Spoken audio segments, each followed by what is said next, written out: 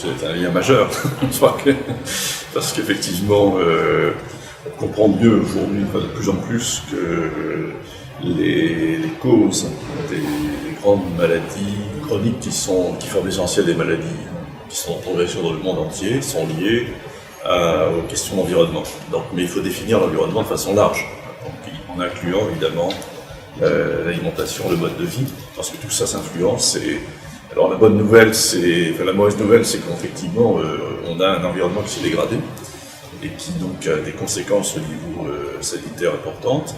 La bonne nouvelle, c'est que dans la mesure où on a bien compris ça, on peut arrêter les choses, et on peut agir. Je mets l'accent sur cette dimension-là.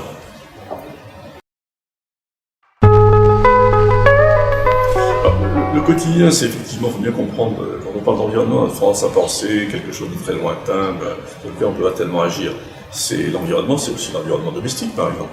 L'affaire du bisphénol montre très clairement que c'est à partir d'une contamination tout à fait banale, principalement le fait d'ouvrir des boîtes de conserve et de manger le contenu de la boîte de conserve, qui fait que la population s'est contaminée de façon très, très massive, puisque les dernières données qu'on a en France, c'est 96% des femmes enceintes.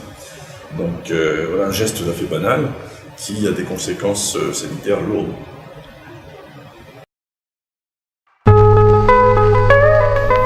Le message est celui-là, c'est effectivement il faut que la question santé-environnement soit au cœur des politiques de santé, au cœur des politiques d'environnement. Il faut qu'on sorte un peu de la marginalité dans laquelle on a souvent considéré ces questions. Et donc ça suppose effectivement un changement des politiques publiques, ça suppose aussi un changement des comportements, un changement des procédés.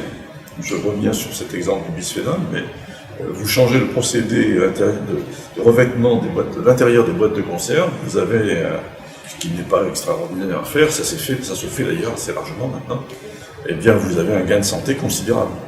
Donc je crois que c'est important de bien comprendre qu'on peut agir, il n'y a pas de fatalité. Mais ça suppose aussi que tout le monde, pas simplement les citoyens par rapport à leur propre mode de vie, mais les industriels notamment, changent aussi une bonne partie de leur procédé. Ça suppose aussi que les réglementations évoluent, elles tiennent compte des connaissances scientifiques d'aujourd'hui, et c'est ce qui se passe avec ce que nous appelons le changement de paradigme des perturbateurs endocriniens. Il faut changer la base sur laquelle aujourd'hui l'alimentation est faite. Donc ça suppose pas mal de changements, mais le résultat sera à l'arrivée.